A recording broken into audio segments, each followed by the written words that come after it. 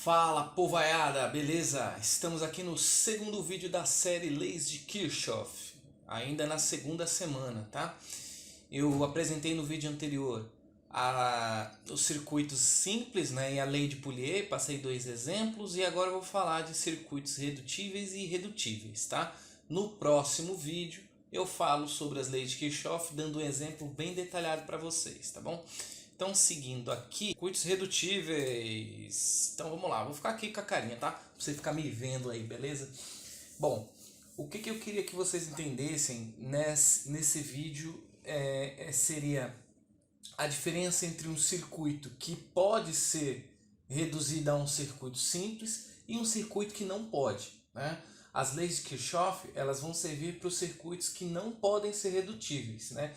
Em geral, são circuitos que possuem mais de uma fonte de alimentação e possuem pelo menos 3 ou 4 malhas, tá? Vocês vão entender o que seria malhas, nós e outras coisas no final desse vídeo, tá bom? Bom, eu trouxe um exemplo aqui, fui lá no site Brasil Escola, peguei um exemplo do que seria um circuito redutível, né? Eu tenho aqui 3 resistores, na verdade são 5 resistores, estão vendo aqui? A imagem deve estar um pouco ruim, mas todos os resistores aqui eles são resistores de 4 ohms. E aí, o que eu queria resolver com vocês?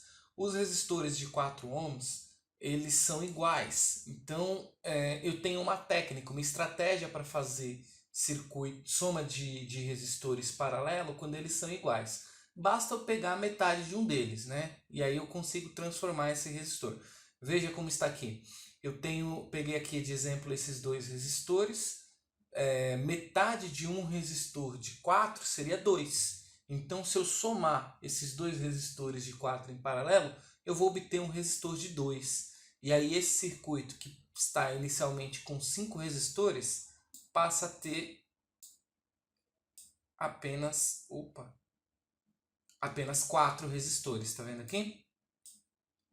Então a continha que foi feita sempre quando são iguais é pegar a metade de um dos resistores. A mesma técnica não funciona nesse segundo exemplo. Ó. Eu tenho um resistor de 2 com paralelo a um de 4. Aí eu teria que fazer a conta, né? Eu multiplico em cima e somo embaixo, certo? Então, 2 vezes 2 dá 4. 2 mais 4 vai dar 6. Então, seria 4 sextos ou 4 terços aqui a segunda resistência equivalente. E aí, por fim, eu chego numa soma de resistores em série, conseguindo um circuito simples aqui. E aquele resistor que antigamente era um resistor de 2 e um resistor de 4, passou a se transformar em um resistor de 3 quartos, conforme está descrito aqui. E aí eu consegui reduzir, né? O circuito que antes era um circuito com 3 resistores em paralelo e 2 em série, num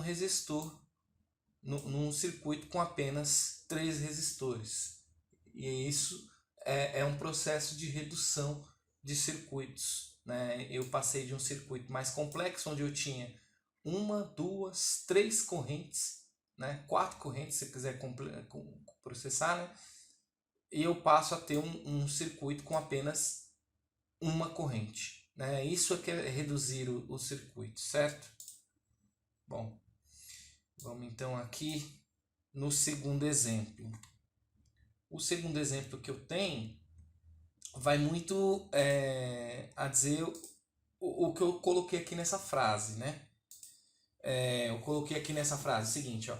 Reduzir um circuito significa somar todas as resistências paralelas existentes até restar apenas um em série, que é o que você está vendo aqui na tela, né? Eu tinha 5 resistores, passei para 4 resistores, passei para 3 resistores, né? O meu intuito era sair de um circuito com 4 correntes e passar a ter um circuito com uma corrente só e 3 resistores. Então esse foi o processo, né? Bom, tem um outro exemplo aqui, onde eu tenho uma malha que também pode ser transformada num circuito simples, né? Essa malha tem aqui 1, 2, 3, 4, 5, 6 resistores, né?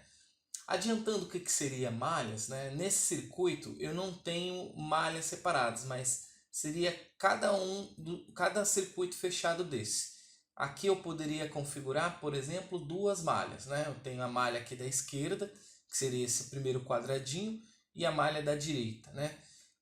Para o que a gente vai fazer agora, isso não tem relevância, mas nas leis de Kirchhoff é interessante você deduzir o que é cada uma das malhas, né? Já vou acostumando vocês com a linguagem. Bom, eu quero transformar esse circuito, que não é simples, num circuito simples onde eu tenho uma corrente só. Pode verificar que se eu parto aqui do ponto A, nesse ponto exato onde o mouse está passando aqui, a corrente ela passa a se dividir. Então parte da corrente vai para o resistor 2 e parte da corrente vai para o resistor de 10 ohms, né? Bom, eu quero transformar esse circuito de modo que ele tenha uma corrente só. Como que eu faço? Eu faço o seguinte, eu sempre faço em formato de C, né? A configuração aqui, como nos exercícios da lista passada.